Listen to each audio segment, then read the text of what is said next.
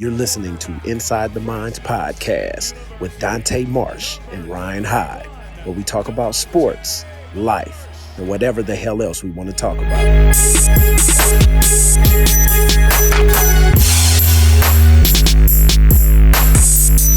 31-yard penalty to support pass interference call against the Lions this year. County into the hands, and there's Dante Marsh with the block, and it's going to be a pick six for the veteran. 29th career interception, almost on cue. 80-yard return for the 10-year veteran.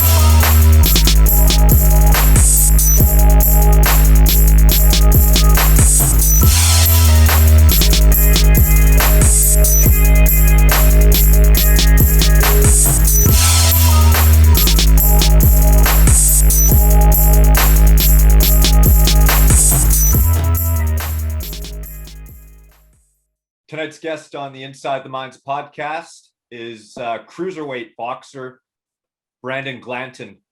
Welcome to the show, Brandon.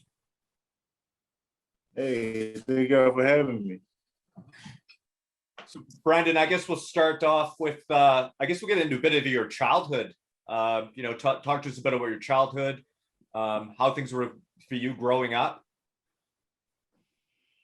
Well, I was beaten every day and no, I'm just kidding.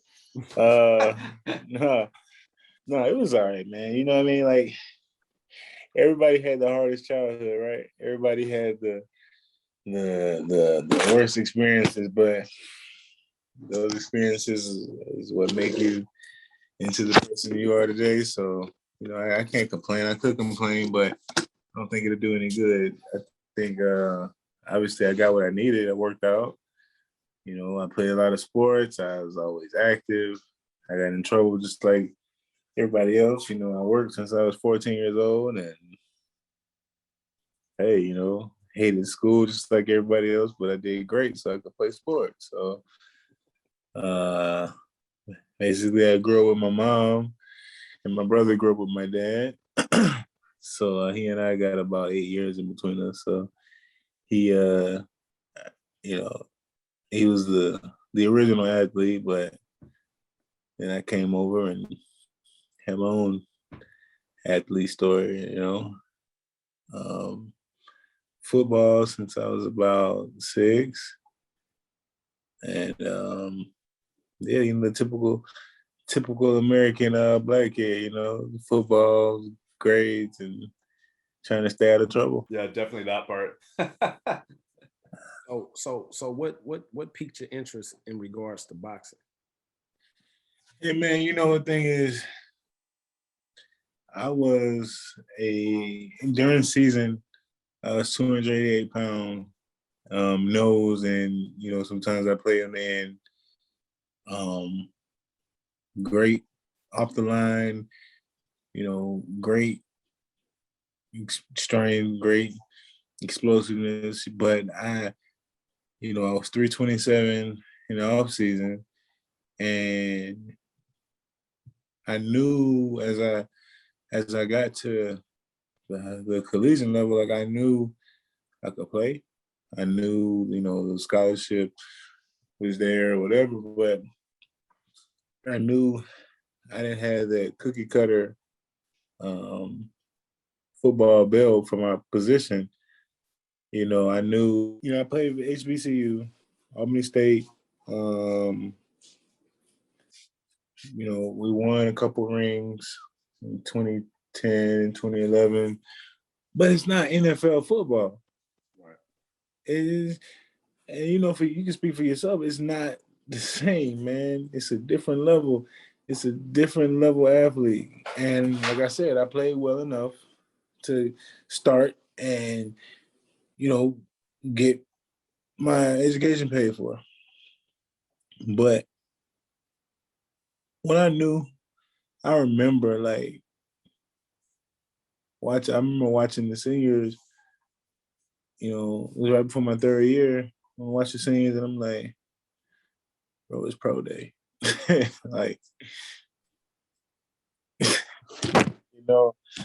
You don't even have a plan. So I knew it wasn't gonna happen. And you know, like I can say now, I'm a much better athlete than I was in college. You know what I mean? So that's what mostly did it for me. With boxing, all I gotta do is beat the man in front of me. Right. Yeah. You know, with boxing, I literally walked in the gym one day with my buddy, and I came alive. You know what I mean? I asked the coach, you know, if I could spar. He told me, no, you got to be in the gym 3 months and this and that. And I'm like, yeah, I'm a grown man. I got beat up, and I fell in love with it, you know. And it's just been like a Cinderella story ever since, you know. You have your ups and downs, but it's paying off. And for the first time in my life, you know what I mean? I've only been here 29 years, but I'm happy. So it's the hardest thing I've ever done in my life. It's been the most depressing, disgusting, disrespectful, honorable, majestic thing I've ever done. So I love it, man. I love every bit of it. And it really wasn't until I realized what they say, you know, it's all in the journey. Yeah. You know, it's not so much, and it's just with anything, whether it be with football, with the struggles, you know, the Canadians and the NFL and the bullcrap you got, you know, it's what you go through that makes where you're going that's much more desirable. Mm-hmm. So for me, it's like, all right, when you finally suck it up and you're like, you know what? These mice trying to bite open my peanut butter in this boxing gym ain't so bad. It could be worse. At least I have somewhere, you know, or the septic, you know, the septic tank backing up into the shower. Hey, you know what? It's really not so bad. Yeah, it sucks. Like, man, there's crap coming out of my drain in the shower because I'm living in a boxing gym right now. But it could always be worse. Mm-hmm. It's the journey. And it's finally starting to, that silver lining is finally starting to show. And it showed from day one. I mean, look, I woke up this morning. I woke up yesterday. I woke up the day before. I'm in the best shape of my life. I know I got so many world champions in my phone. I know so many people with you know, they've done things I want to do. So many different people to watch and study and learn for. And I'm growing. I fight in a bigger weight class. So, you know, history says I'm going to be around longer. I haven't taken damage, you know. And you know what? This is for me. This is legit, and I'm here to stay. Yeah. That's the dope part is when all the hard work and the sacrifice, right? It culminates into the end of the tunnel, like the light at the end of the tunnel. And then when you fall in love with the process is when you can truly engulf yourself into success. It's like, damn, man. Got a lot of process, baby. Woo! Camp start on Monday, baby. We right back at it. Yeah, people got to understand that, man. When I speak to the young guys I train, I'm like, yo, if you don't fall in love with the process of this thing, you're not gonna be great. You're not gonna be very good at it because you have to like literally love this shit. Like, you got to. Right. You got to. Or you're not gonna last long. Yeah, that's right. Only the strong survive, baby. I told my last opponent, I'm gonna take you somewhere you ain't never been and somewhere you don't want to stay long, dog. Like, I'm gonna hurt you, man. Like, you know. So it's every bit of it. Like this last fight is the first time in 10 years, man, that I have taken this much time off. You know what I mean? I've been off 3 weeks. Yeah. I have been in the gym. I've been training. I mean, I've been working, you know, and I'm like, damn, you just don't stop. Like, so now I start back training on Monday, like leaving home training, and my boy came down here, he moved down here, and I thank him for the last fight because he was the sole sparring partner, and it was beautiful. Now he's out here, he's moved all the way from New York to train with my team, my coach, my trainer, and it's and I get to show him our process, which means I'm gonna go through a real thorough, especially for this fight coming up. We just got to call today. So, it's the process. You gotta fall in love with the process, man. And when people say it, like when you say it to somebody who's trying to get there, they take it like, oh yeah, work, yeah, I gotta do it, yeah. But they don't really understand, like, and they can't because I'm just now getting it. Like, as of over this past year and a half, like, since maybe COVID started, like, you gotta fall in love with the process. And sometimes your work won't be seen. Yeah. A lot of times your work won't be seen, right? A lot of times people won't even notice. But when they do notice, oh boy, it's biblical, man. So yeah, I love it. I love it. Marsh, I'm sure you can talk about that too and speak on the fact. I mean, you probably never took a day off in your career. I mean, you don't come across as that kind of player that did that kind of shit. So, no, I remember 2006 when we won that first Grey Cup, and I had moved from Oakland to Atlanta. I had bought a house in Atlanta.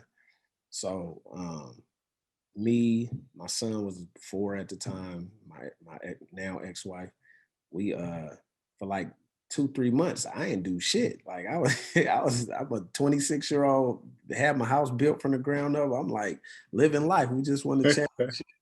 So, I'm all on the other side of the country, man. I'm in hot Atlanta. So every day was just like we doing shit with the house, buying furniture, going to Home Depot, buying rocks and shit in the yard, and just I was chilling, enjoying the fruits of my labor.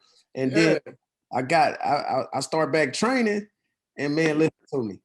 I thought they was gonna have to call an ambulance. I was so messed up.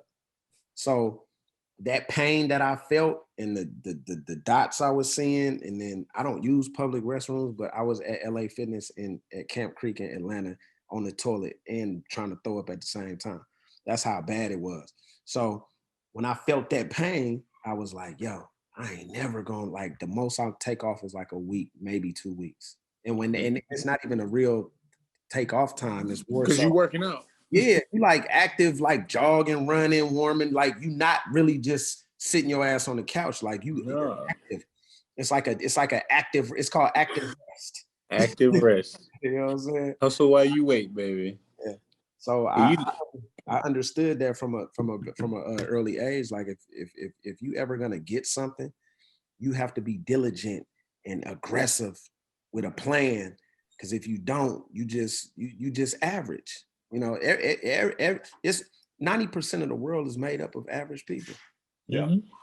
So and in football terms, and even I'm sure in the boxing, everybody can't make it. Like it's a 1 percentile.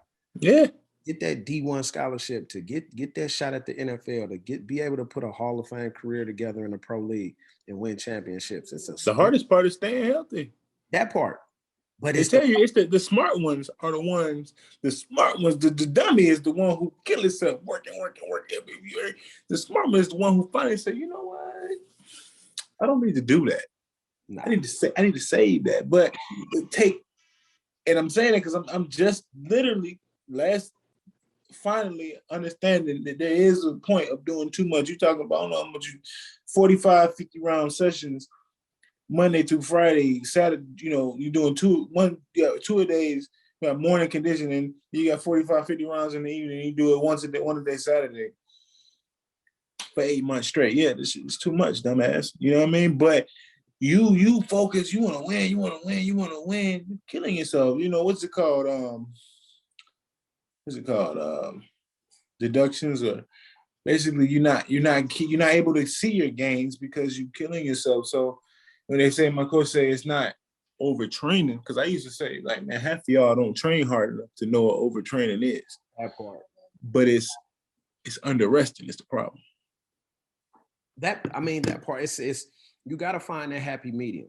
And I feel like, shit, my last year, I was 35 years old playing garden cats that damn near could be my children, like, 21, 22-year-olds. So I still was at the top of my game at 35 years old because I still had my physical attributes, which I still do to this day at 42, but I'm so much more wiser and smarter. And it's more than one way to skin a cat. So I always tell people, like, the game slowed down, and I'm pretty sure it's like that in boxing. Once you get to that aha moment where you like, you know how you're ascending, right? And then you're kind of on your journey, but then you finally just get through the cloud and you on top. Like, it's like you got that epiphany, like, oh, now. When was this 5 years ago?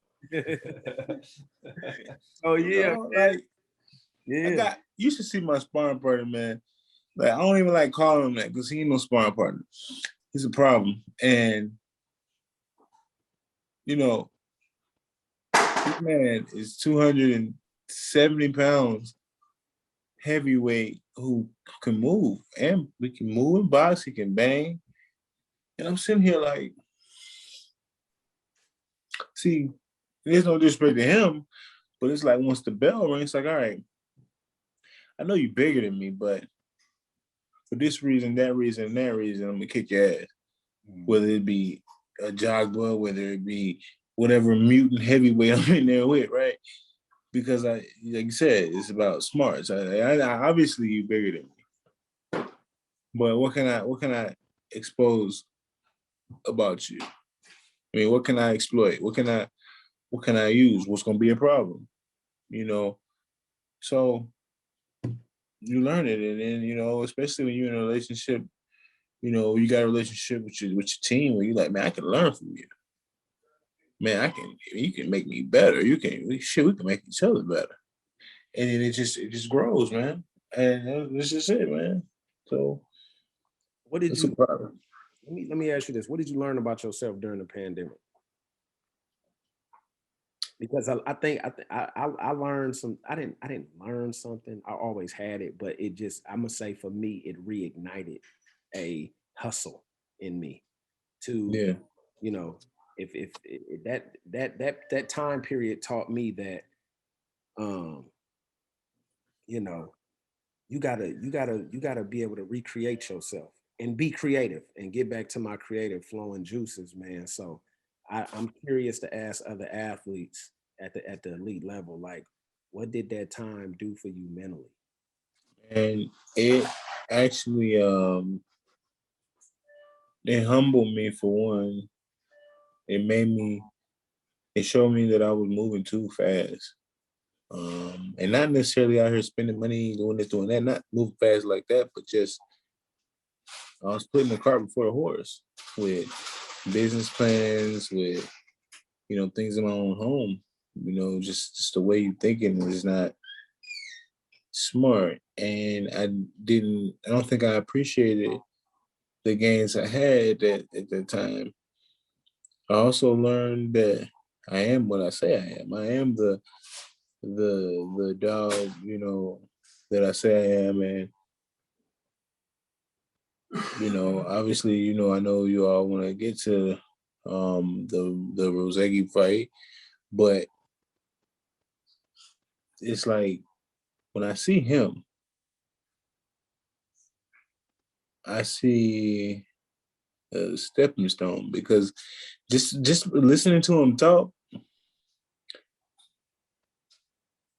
he don't respect the he don't respect the hustle. He don't respect the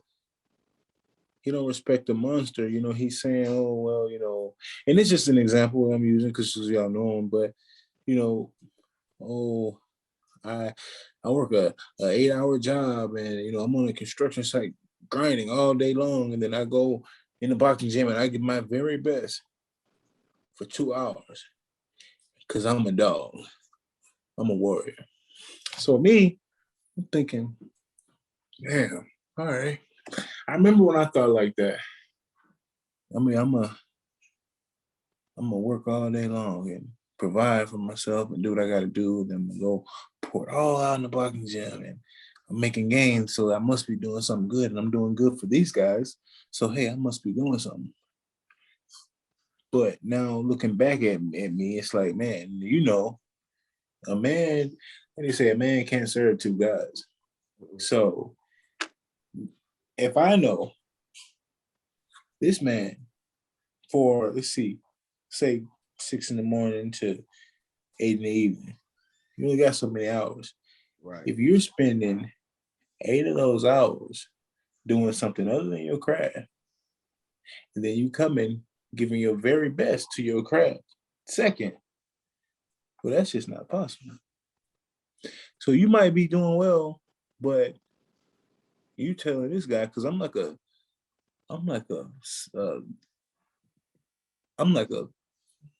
savage, man. I can smell it on you. Like you know what I mean? I can smell it. Like I told him, like, bro, I smell bitch on you, bro. And it's not off of, you don't even know I smell it. You don't even know that aroma you putting off because of the things you saying.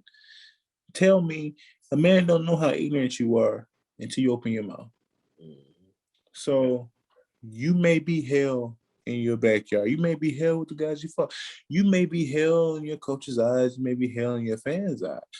But you telling me, somebody who does literally sleep with mice, and when I go to the gym, there are rat turds on my comforters, on my floor, and bugs in my room, and my damn,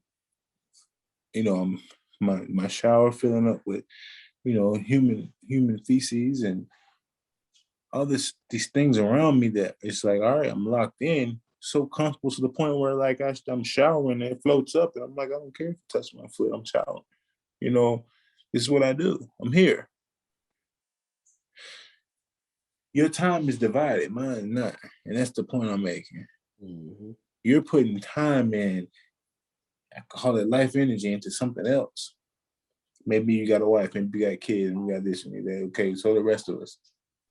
But I say, okay, you know what? Right now, my 10 hours need to go into what I'm doing. Your 10 hours are divided, mine are going to what I'm doing. So that alone, I guarantee you what I do in my 2 hours,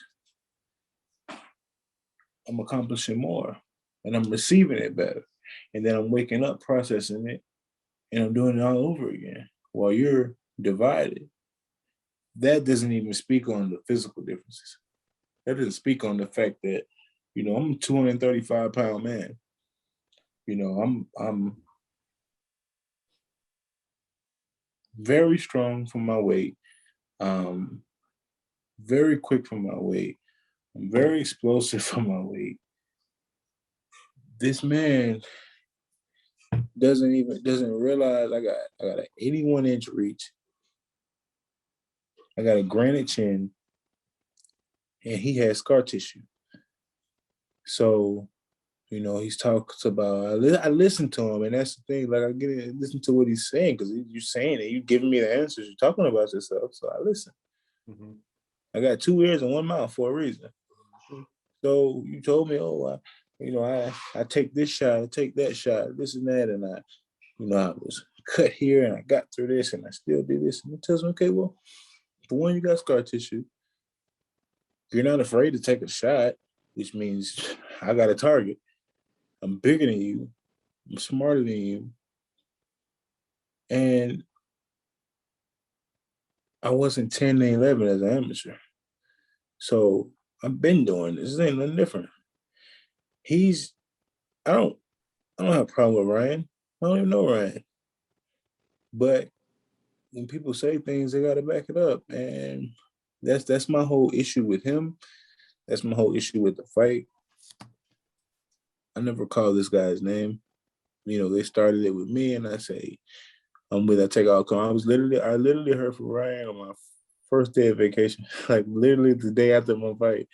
This guy said my name, and I'm like, bro, I don't even. All right, it's cool. You came to me. Another one. So, but for those reasons, man, it's a long-winded answer, but it's the commitment level. no sense in grinding if you grind in the wrong way, you know? Facts. So, You got you. like, I'm not in it. I'm, you know,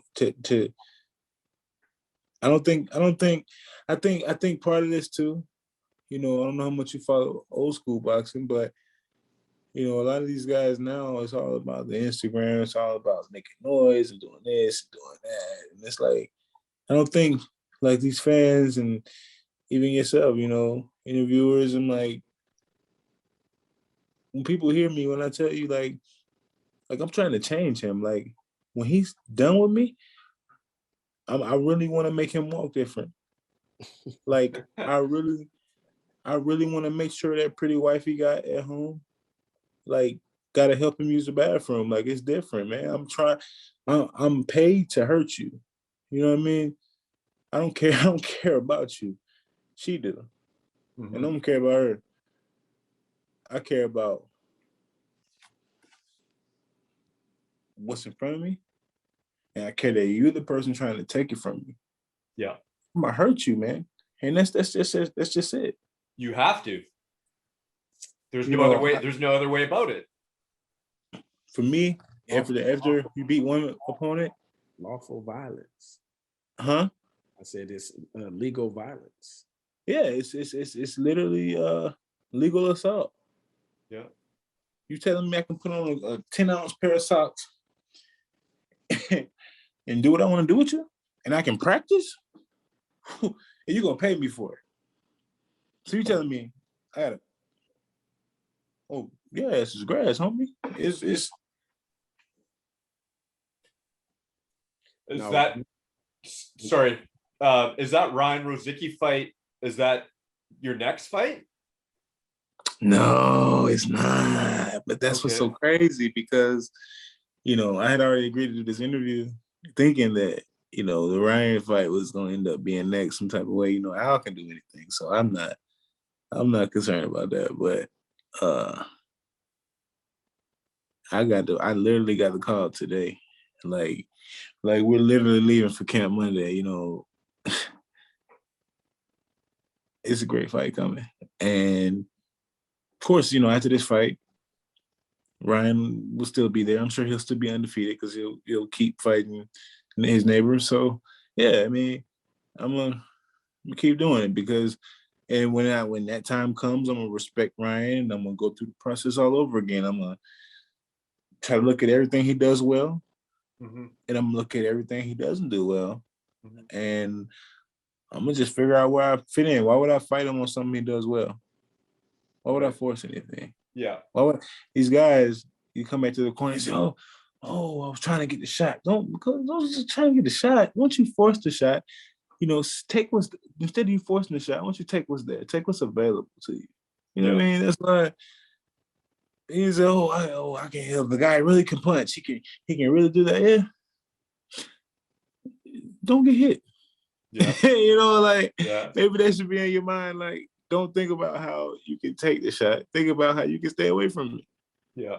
You know, it's just the reason I asked that, Brandon, not to interrupt you, is he's got a fight September 11th that's scheduled with no opponent yet. Yeah. So I was just curious if maybe your name was going to get penciled in there, which I was hoping it was, but yeah, I mean, you know, I'll be honest. I thought it was, but unfortunately, you know, fighting Ryan, it doesn't do anything for my ranking, and No. I'm going towards the world title. You think he's ranked a little higher than me on BoxRec, but you know, BoxRec isn't. We're looking at the bodies. We're looking at WBA, WBA. I mean IBF, WBO, WBC. You know, we're looking at the world ranking. So, I mean, for me, BoxRec is a nice something to talk about. But you know, it's the same thing with the NFL. You know, even collegiate ball at a certain level, it's all about business. So it kind of takes away from the sport at that, because by all means, like for the fans, that'd be a great fight right now.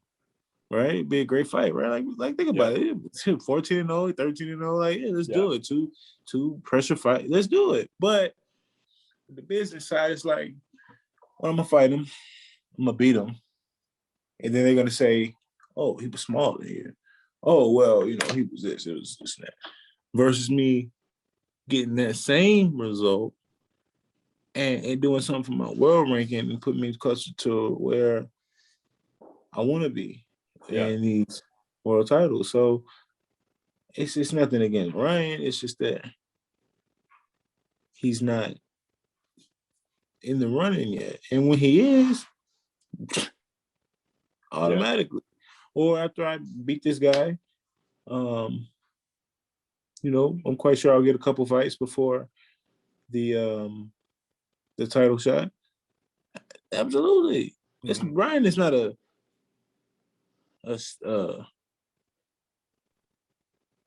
easy win. I'm definitely taking him serious. It's just going to look easy because of training. So that's what training is for. Yeah.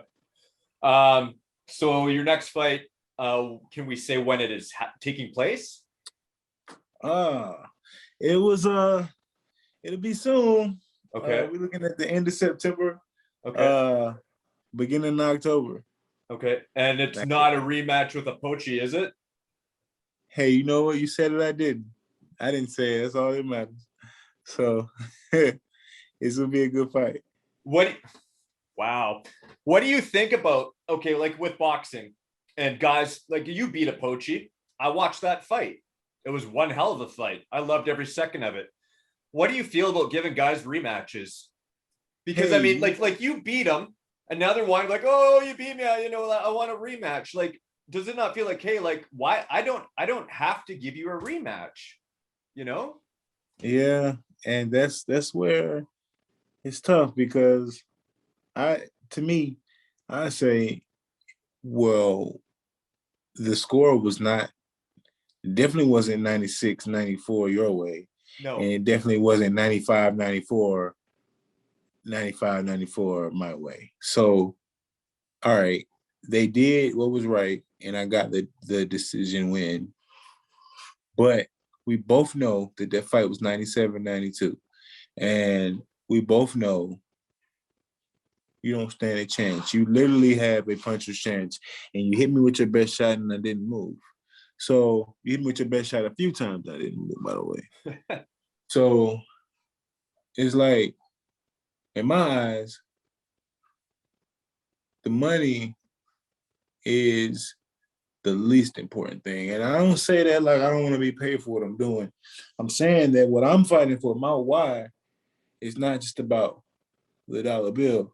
Obviously, we want the money, we want the big houses, we want to take care of our families, we want to have, right? But money is a byproduct of success. So if I'm great at my job, my art, my passion, whatever, the money's gonna come anyway.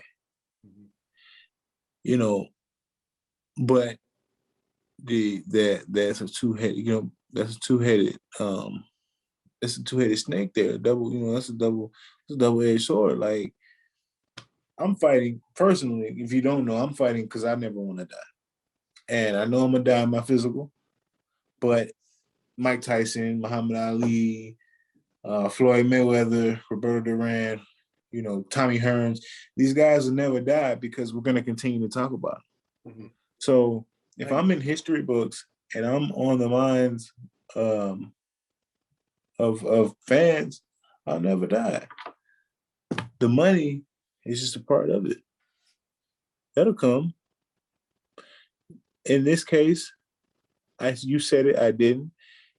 If I was to fight the same guy, it would solely be because there is a nasty business side of boxing that, nobody cares if I can fight. Nobody cares if, whoever can fight. They care about how many asses you can put in the seat. Yeah. If that fight puts a ridiculous amount of asses in a seat, you kind of get pushed into things. And you can't really say no, because at the end of the day, we're entertainers. So, but for the, I would say another fight with him, for me, since I'm already ranked higher than him, I've already beaten him. And let's just be honest, if I go to the right corner in round 6 instead of having the ref look away, I knock him out because the ref sees him wobbling, instead of me being uneducated and going to my corner at the end of the round versus going to the neutral corner. See, a lot of people don't understand the sport of boxing. I didn't even understand that. I didn't realize that when I heard him on the bell that I was supposed to go to the neutral corner, even though it was the end of the round, because I'm like, end of the round, it's my time. No, it's not, because he's hurt, ref is counting, you're supposed to go to the neutral corner. But because I had the ref turned around looking at me like, hey, go to the neutral corner, he didn't see this man wobbling and moving. He waited until I went to the neutral corner, and then he looked at him. Mm-hmm. Hey, you all right? All right. If I go to the right corner when I'm supposed to, he peeks, and it's over. Yeah. But it comes with experience. Just like when people catch touchbacks and then run out of the end zone. Yeah. What the fuck are you doing? Like, you ain't gonna get the 20 now. So, like, it's just so many. It's just experience, man, and that was experience for me. I regret it, but what they say, what maims us molds us, and that is a knockout that I have lost because of knowledge. So it won't happen again. Yeah. Well, I was happy you came out with the W though, regardless, right? So. Oh man, that's why if you saw me, I was like, yeah, they're gonna do it. They're gonna do it. I know they're gonna do it.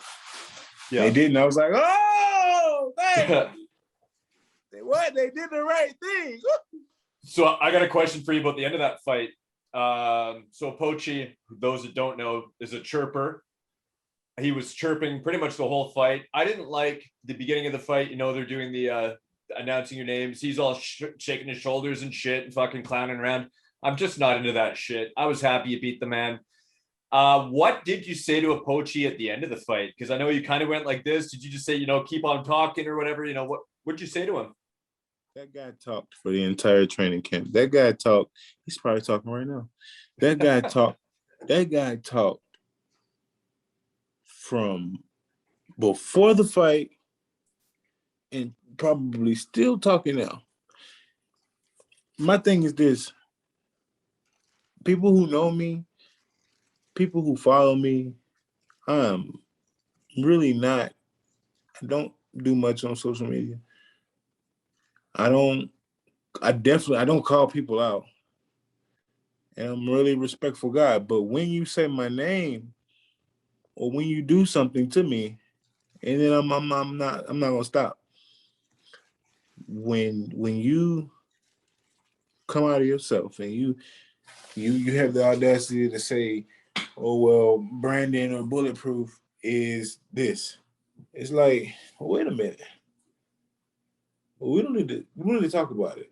We can fight about it. If we can't get the fight, we can still fight about it. It just won't be paid for and it won't be intense. So I'm just not that guy. I never have been, I never will be. But when you say my name, I'm on you like shit on like stink on shit. Yeah. And my thing is, a lot of people were bothered because I didn't have anything to say. Once the fight got signed, I was like, no, I don't need to go back and forth for him. I didn't even acknowledge him. He talked to the point I blocked him on my Facebook and I blocked him on Instagram. I'm like, brother, you understand the fight has been signed. I don't need to talk anymore. Yeah. I need to talk. I didn't even call you out. I don't know how you got. I figured out how you got that, but I didn't even call you out. But now I'm gonna beat the fuck out of you because you disrespected me and you have something I want. Before that, it was all respect. It was like, okay, he's cruiserweight, man. Okay, if it happens, it happens. Because at this level, like, we can make requests all day, but I mean, let's be honest, I don't have a title yet. Yeah. I haven't defended a title. Who am I? We fight who they want us to fight. Ryan knows it, I know it, Apochi knew it, and it is what it is. The goal is to get to where you're in the driver's seat and you can pick what you want to do. You might have a little say so here and there, you know. But when I stopped complaining about getting a fight, I got the fight I wanted. So I'm just not that guy, man. And the only reason I have something to say about Ryan is because he got really outside of himself and said some things that weren't necessary. So at this point, you know, it's all respect to the guy, but when that happens, I don't have anything to say to you. I'm gonna hurt you. If you know the fight that you spoke up was to be the fight that happens, I said all I need to say with my gloves last time. Yep. I don't need to tell people I'm gonna knock you out. I'm just gonna knock you out. Yep. I don't need to tell you, oh well, you know, I came over here on a slave ship and you came on a plane, so I'm stronger than you. No, I'm just gonna show you what this slave ship did. You know, it's just so many different things. So to answer your question, he was still saying, I won that fight. I won that fight. You know, I won that fight. And I said, you're still talking. You talked the whole time. I told you in the press conference I was gonna beat your ass. I beat your ass, and you still talking. You're one of those guys. So sometimes you just gotta do your job, accept the fact that they're gonna continue to talk and continue to do things, and you can't please everybody. Look, I learned something new every day. Meeting him, I learned that the way I feel about respect, every man doesn't feel that way, and sometimes I just gotta accept that. Especially in this game, when you win, it just makes people get a bigger target on your back, and they talk even more. So I just gotta accept that. But like I told Ryan, the very first post, saying my name is gonna get you a 1. I don't know you. I know nothing about you. I never heard of you. I never disrespected you. But here you are insulting me for the safety of Instagram and Facebook, brother. I have a passport. Everybody knows me. I'm the pull-up king. Canada's right there. Yeah. He should really stop talking. I might get a. I'm not, I. And the thing about it, the people who are watching or who will watch, who know me, they know like he's not playing with you. He'll snatch you out your skin, man. Yeah. And I'm just beyond that talking, man. That until you, like I said, when you disrespect me, you get it back. If like Floyd said, if it's fuck me, it's fuck you. You know what I mean? You can shake my hand and have a great conversation and say, hey man, we're gonna duke it out on Saturday. Hey, best of luck, brother. Move on. Yeah. Yeah, you just talk too much. You talk and you reveal all your cards and you say what needs to be said, obviously, but beyond that, that's it. That's it. Well, nobody's threatened. That's the thing about it. We're all fighters, right? Right. Ryan's not threatened by me. Apochi wasn't threatened by me. I'm not threatened by those guys. We do this every day. Yeah. Yeah. So Who was your inspiration in regards to boxing coming up? Because I'm what's so crazy? I'm a huge Mike Tyson fan. I think he's yeah. He was definitely my in the beginning. He was. I learned that I'm a little bit more diverse than he is. Obviously, I mean, nobody can do it like Mike, but I recognize that I don't have to be this one-dimensional fighter. Now, excuse me. Unfortunately, that's all the world is seeing of me, but because, you know what I mean? If it ain't broke, don't fix it. You know, I got it tattooed on my chest, pressure burst pipes, and I'm doing something right. So we work on other things, do other things. But Mike was my first. That's where I learned, you know, how to do my head movement. And unfortunately, you know, my hip being injured in the last fight, I didn't get to, you know. Do you know that's why it stopped me from moving like that, man? Price. You know that's what you know that's why I wasn't moving the head movement like in that fight, right? I never told you about it. Remember when you kept trying to loosen my hip up? I could, bro. It was too much training. Like we overdid it. So I'm like, yeah, that's where I learned those things. But like I said, I got other things we could do. And now I say my inspiration is a Roberto Duran, Earl Spence. Yeah. You know, but you know who's one of my favorites, who I like to watch? Winky Ray. Winky's right jab was so hellacious. That boom, telephone pole, right? Boom, it's turned over.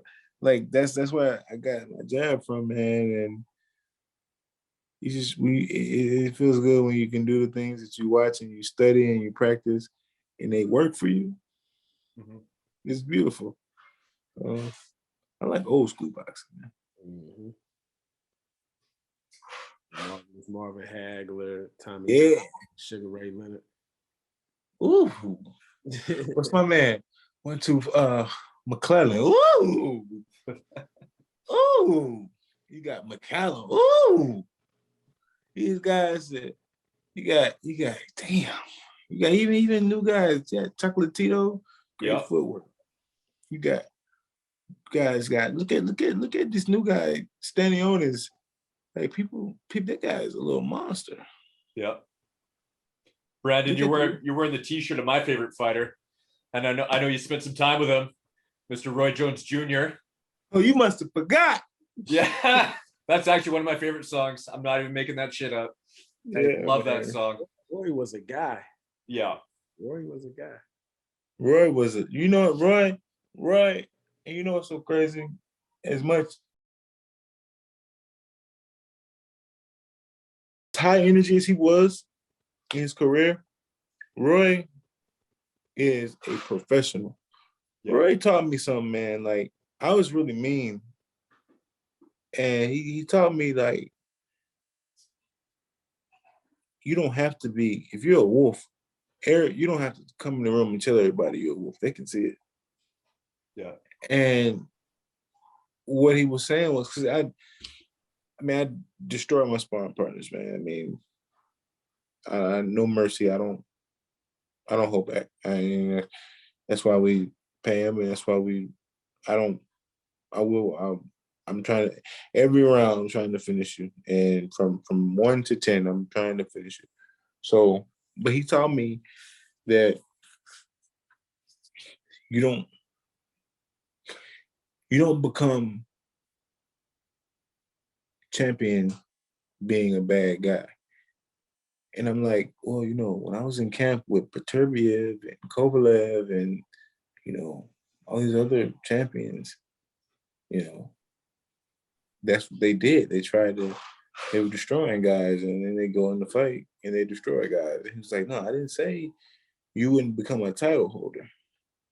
I said you can't become champion being a bad guy. And he explained, he said, you know, a title holder, you know, WBA, WBC, whatever. But champion is one who the people love. The champion is one who everybody loves. It's who the kids look up to. That's who respects you. That's who talks about you. And he gave me an example about Sonny Liston. Sonny Liston was a title holder. He wasn't a champion. People didn't like him. You know, you come out and there's nobody there to do an interview, nobody, nothing. You're a title holder. You understand? So when he told me that,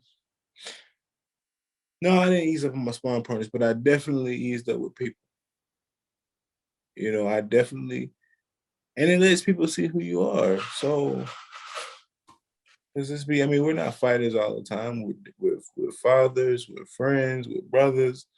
You know, we wear a lot of hats, right? So, but if people don't like you enough to even explore it, or if you come, like you get in my inbox, I want to do this interview, and I say, oh yeah, fuck off.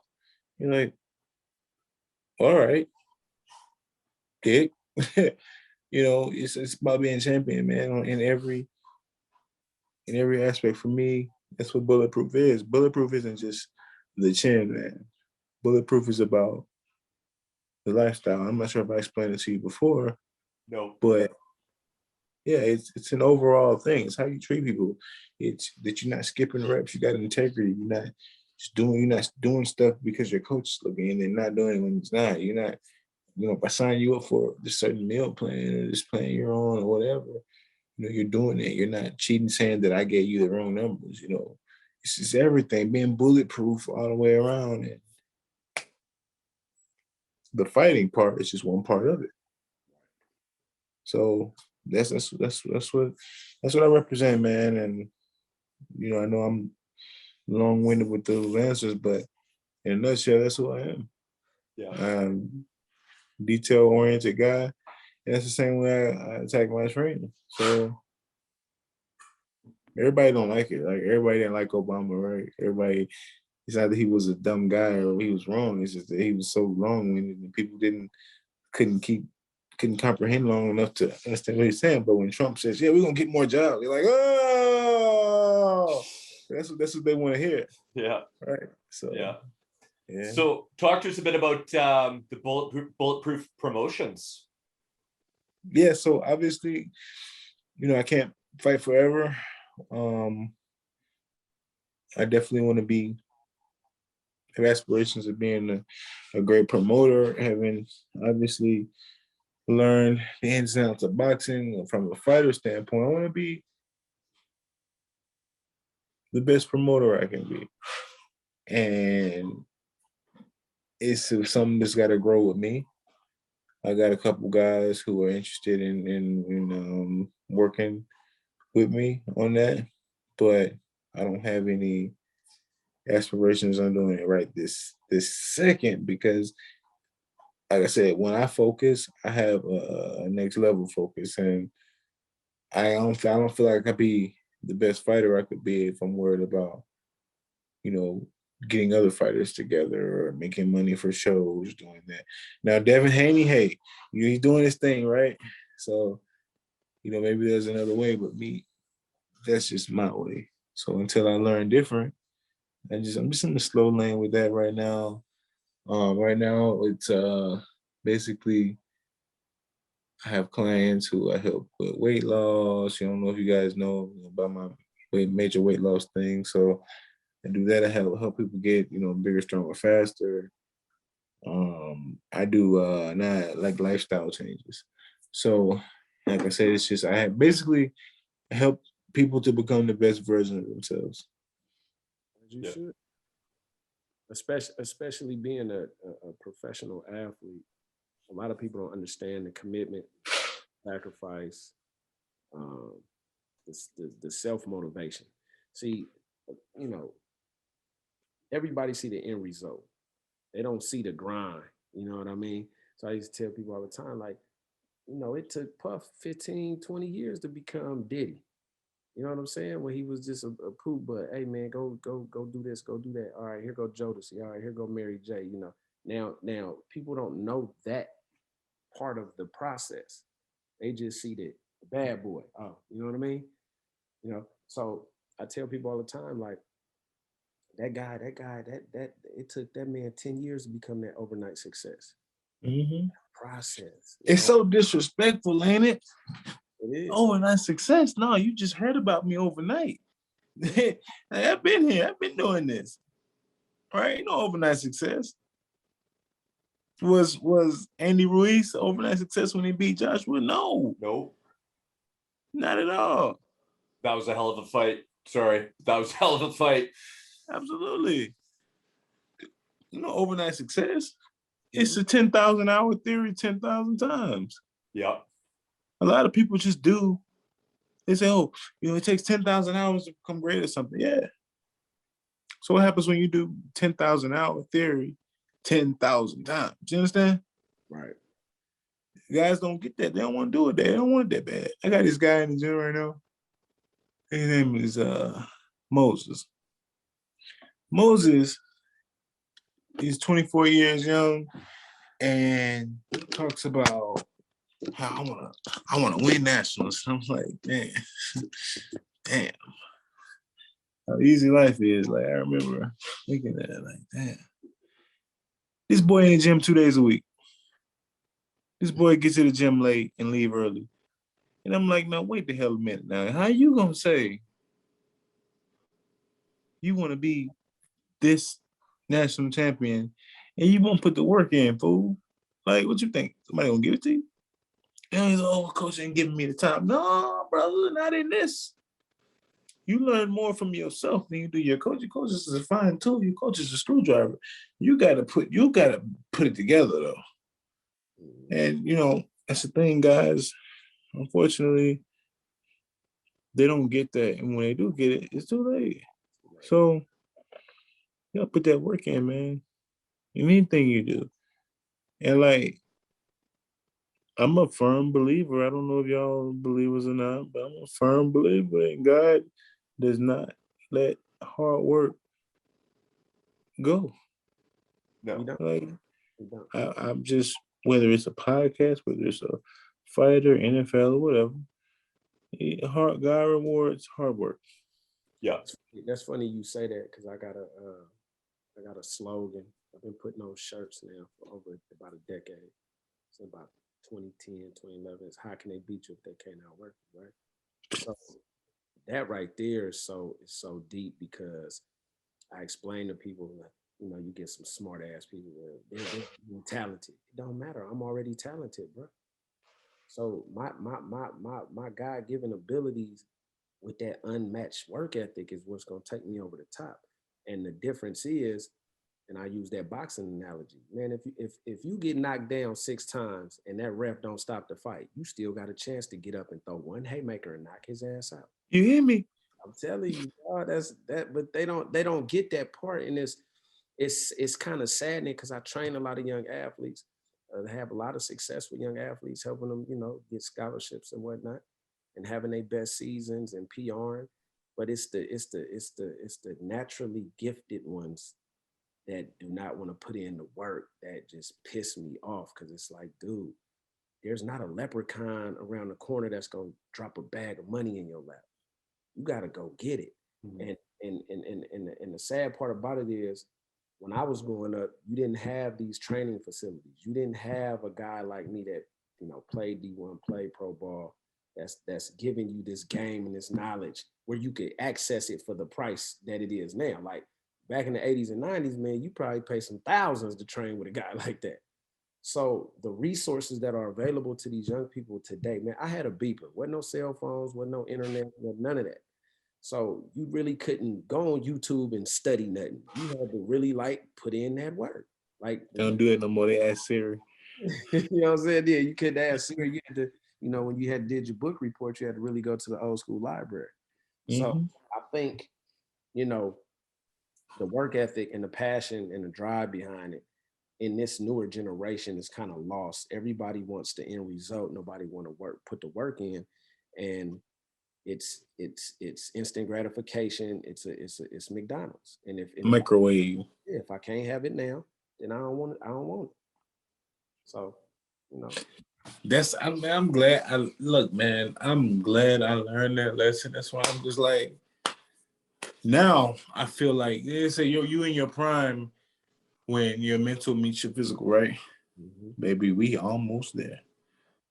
Like, wow, like my mind has come alive since this whole COVID thing. And when it finally hit me, like literally a week I tell you how fast how this works. A week before the fight, I got offered. I will get you the date, but I don't want to exit off the screen. A week before that fight got offered, I was so pissed off. I was mad. I was like, I ain't got no fight. The Earl fight got kicked away to this guy. The Dion fight got kicked away to this guy. And this guy told me no. I got to a point, I was so depressed. I was just like, you know what? Fuck that fight. Fuck that money. Fuck them bills. Fuck all that. I'm going to just keep training. And when that time comes, I'll be ready. A week later, the phone rang with the Apochi fight. And when she talked to me, I was like, yes, fucking right. She said, oh, you accept? Yes. I don't care. It'd be $5. Yes. I'm on his ass. Yes. Yes. Matter of fact, I'm gonna send that to y'all when we get done with this. I'm gonna sing. We can't make this up. And it just so happened, like the way that's how I know God is real. Like Fight Hype was here. They're already here visiting me. Like, you know what I mean? Like my sparring ended up being, we were gonna cancel him. Like, bro, remember I told you that? Price. Remember I told you we was gonna cancel you? Cancel. Like for coming before the fight? Oh yeah. I called him, I was like, we but I'm like, no. We already got him. They fight completely different. Man, this boy came here and gave me the best work.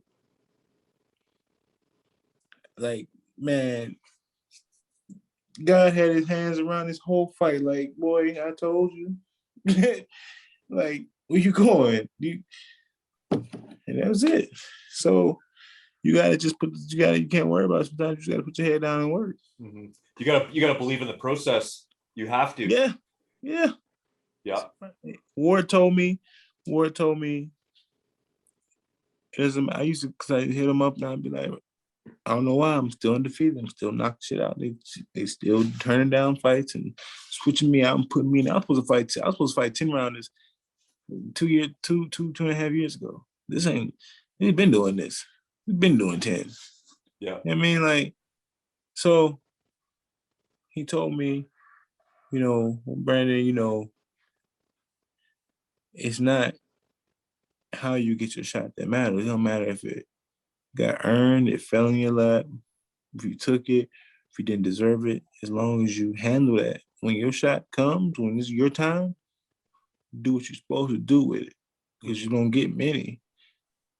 And like I said, when people say stuff like that, and you're the guy trying to come up, it's hard for you to be like, to get all of that, to take it in. It's like giving a baby a piece of steak. You want to do it. But when you start seeing it and you understand, you're like, man, shit, if I just shut the hell up and just focus, man, if I just don't worry about what they're doing, you worry about what you're doing. Don't worry about, don't wish bad on that man. Wish bad on him. Ain't gonna push you forward. Don't do that. Focus. You're like, boom, there it is. You just spent all these years complaining, and now you're saying, oh, it took no time. Yeah, see? Wasn't that bad? Yeah. So, yeah. We on our way. I plan to do a lot of good things, man. I'm surrounded by good people. And it's gonna be down times, and when they come, at least I already know how to handle it, what to do with it. Like, okay, you just gotta do it. You gotta deal with it, and you gotta get through it. Yeah. Brandon, we're going to get pretty close here to wrapping things up with you. I did talk to you briefly about having you back on in the future after your fights. Are you into doing that with us? Yeah, let's do it. I'd love to have you back on, man.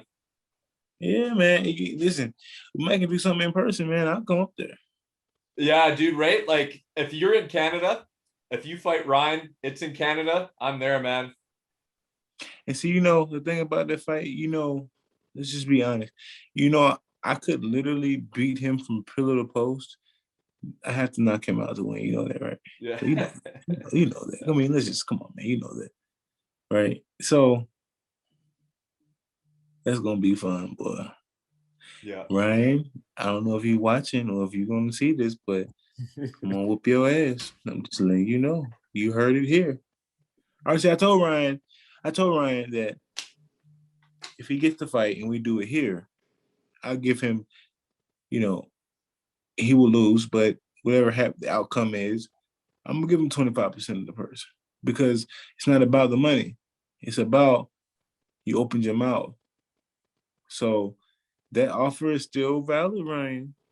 So, you know, hey, and as far as I know, his friend he knows about that offer and he's accepted. So Yeah. it's cool. And now I can't take it back because I said it on live, right? So he knows it's not fake. I said it. So I don't even, you know, I just maybe I don't you know I don't know if you know him personally. No, I don't. No. Yeah, I don't understand where this even came from. I don't know, man. Shots in Like, the dark, I guess. listen, brother, I don't even want a Canadian title. Doesn't I'm gonna what's that gonna do? Why? Like that's why I said I have. That would be the reason I have to knock him out because Canada doesn't want those titles to be somewhere else. How's the Canadian title going to be in Africa? Right? Yeah. Like, Doesn't make much sense. So I don't even know where this came from, man. But he disrespected me, and that's my biggest problem. It's all about respect. This man, like, all right. I'm gonna take it seriously, and that's that. I'm actually, you know, I'm looking forward to that fight. I ain't gonna lie to you. I'm gonna be totally honest with you. I'm looking forward to that fight because I see things in him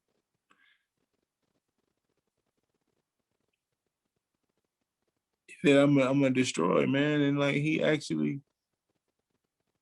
believes he could beat me, and I know he believes he could beat me, and that's why I'm totally taken back. Like these people do these things to themselves that aren't necessary. So you know, I'm gonna leave that right there because that's not the fight. At you know, this is most important. It's not the fight at hand. So, but you heard it, and you know, we're not we're not denying that fight. We're not avoiding that fight. I just got something that was a little bit better offer, and fighting Ryan is not gonna. There's no way that fight can match up, and so the people who wanted to see that fight next, I apologize. You know, American fans, Canadian fans. That's nothing. It's just business. It's nothing like, you know, Ryan didn't do anything. I didn't do anything. It's just business. So I hope you all can understand that. But beyond that, it will happen. Just give it time. It'll happen. He better keep winning. He better keep winning. Yeah, keep winning. I'm looking forward to your next fight. I'm telling you, it's a different experience as a fan to watch a boxing match involve, you know, a fighter that you know personally on a personal level in the ring. It's a crazy experience, and I'm definitely looking forward to watching your next fight. Yeah, I appreciate that, man. Just keep watching. Like, you know what I mean? Fans, my fans, you know, my opponent's fans, whoever. I just want to do my job for you all. I want to, if you're rooting against me or you're rooting for me, you're still rooting for me because if you'll take time out of your day to watch this one man who, you know, I mean, one man, I'm not worth very much, you know, in the whole scheme of things. I guess I'm honored either way. Yeah. I appreciate it either way. Like, I'm blessed and I appreciate you taking the time out to watch me. Of all people, all things you could be doing. So, you know, it's you all who make this happen. It's the fans who make this happen, and enough fighters don't realize, you know, your fans or your opponent's fans, you gotta respect that because these people are either paying money or taking time out of their day. They got kids, they got families, they got struggles, but they're thinking about you. Yeah, I'm honored. So I'm honored. If you're honored enough to talk about me bad, if you know what I mean, if you have that time to talk about me in a negative way, I'll take that too, man. Because this is a blessing. So I appreciate it either way. I want everybody to check me out at Team Bulletproof on every social network. Everybody knows I'm reachable. My phone number is that I literally pick the phone up. I'm always in the gym, except for now I'm about to go to bed. But but other than that, man, I appreciate it, man. I appreciate it. I love you all. So thank you for coming on, Brandon. Absolutely. Do you want to talk about your merchandise really quick? Oh yeah, listen, hey, check me out. We got everything. We got hats, hoodies, t-shirts, shorts now because of someone else who wanted to order shorts. So we got it. We got it for you, man. Hey, just whatever you need, let Bulletproof do it. So, always the support is really, really, really appreciated. You can find it at millions.co, or you can inbox me directly. We got a new website coming soon, so that'll be up. But for now, either one of those two, and we get you geared up. Dante, you got anything else? You're good to go? Yeah, we got to get him back on. We will have him back on. I want to get into some more shit. We gotta take this conversation to another level. But yeah. Oh yeah, I'm on. Hey, listen, I'm with the shits, man. I'm with the shits. Hey, where you located, Dante? I'm in California. Hey, listen, what part? I'm in Northern California. Okay. See, I'm gonna be in SoCal probably in about 2 weeks or so. Yeah. So you out there with my boy. You out there with Ward, man. I don't know if he at home right now, but Andre. Yeah, that's my dude. Hey man, they know each other. Hey, tell him that. Hey man, that's my man. That's my man. Hey, you know what? He'll come on. He'll be like, he'll drop a diamond, and then disappear. He hit me up probably about 2 weeks ago, and was like, "Yeah, your fight such and such. Man, you gotta do this and do that." And I was like, "All right, bet I'm gonna come out there." He was like, "Yeah, come on, hey, it's that." And I was like, "All right, I'm ready." Hey, bro, like, he cool though, man. Like, cool. Hey, man, he been watching me knock shit out for a minute, man. Sparring, fighting, all of it. Always got something to say. It's a good brother, man. We're hoping to get him on the show. He a busy guy. Yeah, I mean, can you blame him? Nah, I can't. That's one thing I ain't never asked him, and I know a lot of people have, but I ain't asked him. Like, man, why did you walk away? Yeah. Like, what was it like? I don't want the commercial answer. Like, I want the truth, man. But I ain't had time. You know what I mean? I don't want to speak for him, but I mean, what else do we need to accomplish in the sport? I mean, for people's selfish reasons, you want a guy to continue, but I mean, he walks away. He got out with his faculties, with the money. He good. Yeah, and I mean, you commentating now, so I think that's the main. When I look at boxing, I look at it from a the head trauma standpoint, and man, you're not slurring the words. You did your thing and you did it on your terms. I mean, I'm not saying that's the fate of all boxers, but you know what I'm saying. There's a lot of that succumb to the punishment over the years. So he's still sharp, and he's doing his thing. So I think for some, those choices and decisions become easy after a certain point. Yeah, I can imagine once you prove everything you need to prove. That's one thing. Oh, damn, my bad, y'all. That's one thing about me that I'm actually, I ain't gonna say I'm worried about, but I'm healthily concerned about. I think I love this sport more than it loved me, and right now it's okay because I mean, like up until my last fight, I hadn't taken a shot like that. Like I told him I got hit more in that fight than I had my whole career, just because I mean, I couldn't do some things I wanted to do, but it does not put worry in my mind. But I'm like, man, I know sometimes I can be tougher than I should be in a lot of different situations, and that's where the maturity is, I guess, and that's where the growth is. So when you that level comfortable with yourself, everything else don't matter. So whatever reason, Ward said no, he did what he needed to do. I'm glad he didn't let us talk him back in the fight. I'm glad he didn't let fans, he made a little joke about growing to cruiserweight for one, he had a little interview or whatever, but he didn't do it. So I'm glad, man. But damn, right? I love watching the dude fight, man. Like, I mean, like, unfortunately, I don't have that same style. Like, I mean, Ward's a much more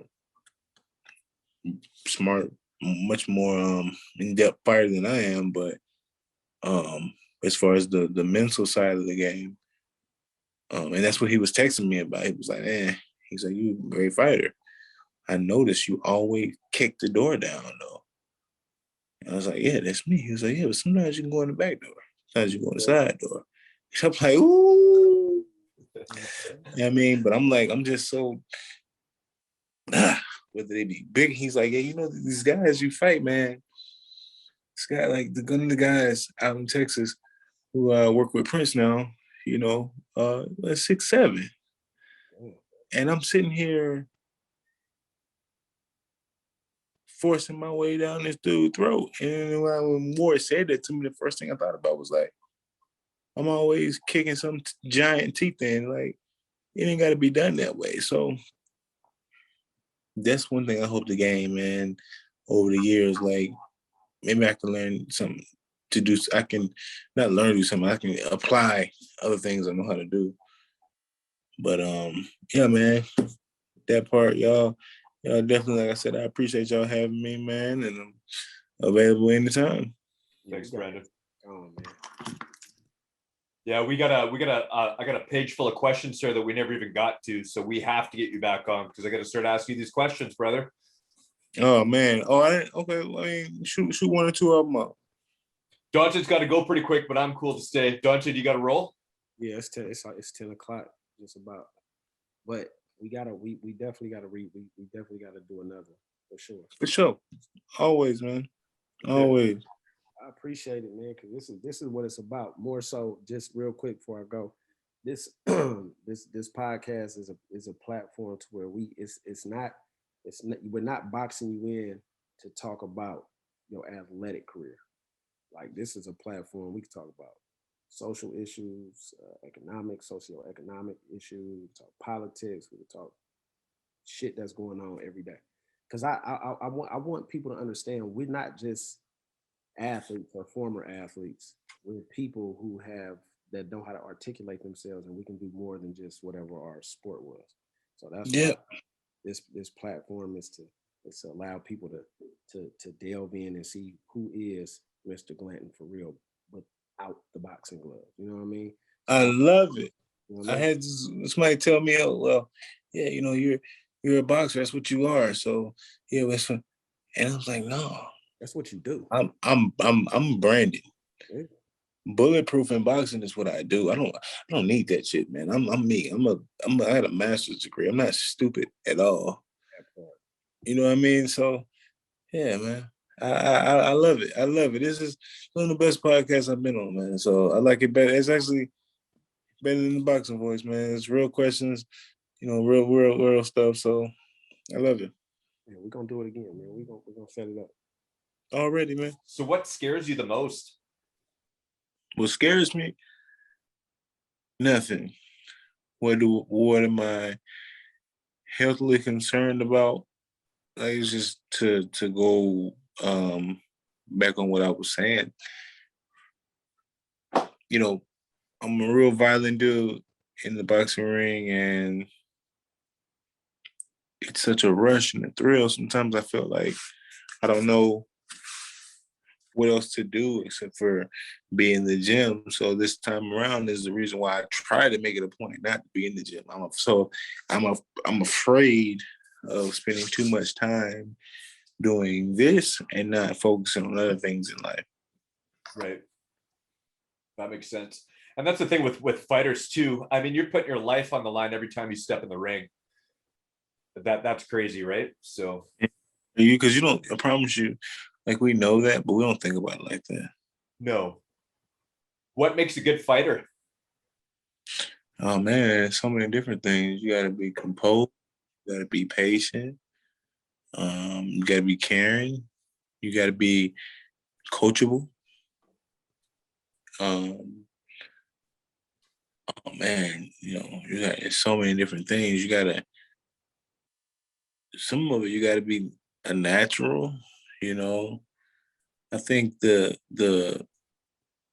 biggest thing for me is work ethic. If you work ethic, you gotta have that. Yeah, for sure you do. What holes in Apochi's game plan did you find during that fight? Oh my God. He had the little, I call it a flick and jab.